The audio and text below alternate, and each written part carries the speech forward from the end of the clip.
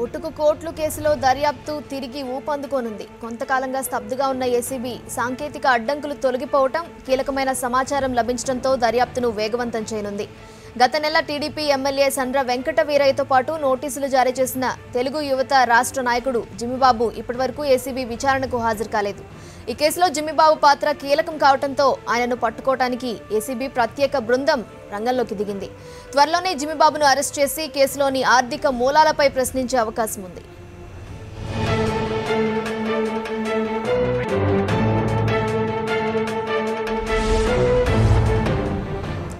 దీనికి సంబంధించి మరిన్ని వివరాలు మా కరెస్పాండెంట్ తిరుమల అందిస్తారు. తిరుమల, చెప్పండి, ఇప్పటివరకు ఏసీబీ దర్యాప్తు కొంతవరకు స్తబ్దుగానే ఉందని చెప్పుకోవాలి. మళ్ళీ ఇప్పుడు దర్యాప్తు వేగం పెంచినట్లుగా తెలుస్తోంది. మరి దీని గురించి సమాచారం ఏంటి? జిమ్మిబాబు విషయంలో ఎలాంటి చర్యలు తీసుకోనుంది?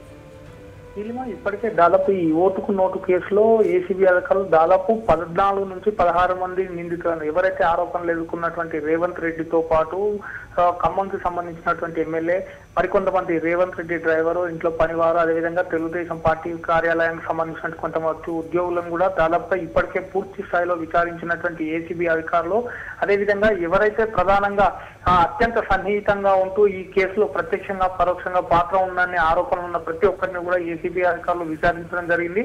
అందులో భాగంగా కింది స్థాయి కార్యకర్తల నుంచి కూడా ఎమ్మెల్యే స్థాయి వరకు కూడా ప్రతి ఒక్కరిని కూడా ఈ కేసుకు ప్రత్యక్షంగా పరోక్షంగా ఉన్నటువంటి సంబంధం ఉన్నటువంటి వారందరినీ కూడా ఏసీబీ అధికారులు సెక్షన్ సిఆర్పిసి కింద విచారించడం జరుగుతుంది. అయితే ఎవరైతే విచారణలో వెల్లడించినటువంటి వివరాలను ఆధారంగా కూడా కేసు దర్యాప్తు కొనసాగుతుందని కూడా చెప్పుకోవచ్చు. అయితే ఇప్పటి వరకు కూడా వీళ్ళు అదుపులోకి తీసుకొని విచారించి అరెస్ట్ చేసిన వారటువంటి అందరి వాంగ్మూలాలను కూడా ఏసీబీ కోర్టుకు సమర్పించినటువంటి ఏసీబీ అధికారులు తాజాగా మరికొంతమందిని కూడా విచారిస్తున్నారు. అందులో భాగంగా నిన్న రాత్రి ఏసీబీ అధికారులు చంద్రబాబు నాయుడు అధ్యక్షుడిగా కొనసాగుతున్నటువంటి తెలుగుదేశం పార్టీ ప్రధాన కార్యాలయంలో డ్రైవర్ గా పనిచేస్తున్నటువంటి కొండలరెడ్డి అనే వ్యక్తిని విచారించేందుకు కూడా చంద్రబాబు నివాసానికి వెళ్లడం జరిగింది.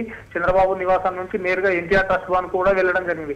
అయితే దీనిపైన డ్రైవర్ తో ఏం మాట్లాడారో, అతనికి నోటీసులు ఇచ్చారా లేదా, ప్రాథమికంగా అతనికి సమాచారం ఇచ్చారా అన్న దానిపైన కూడా మనకు స్పష్టత రావాల్సి ఉంది.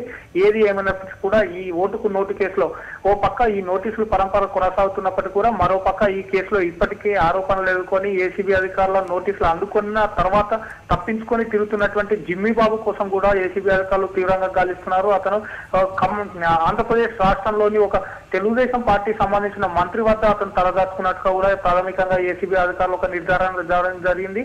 అయితే అతన్ని అరెస్ట్ చేసేందుకు కూడా ప్రత్యేక బృందాలను రంగంలోకి దింపినట్టుగా కూడా మనకు సమాచారం ఉంది. దిలీమా, థ్యాంక్ యూ తిరుమల్.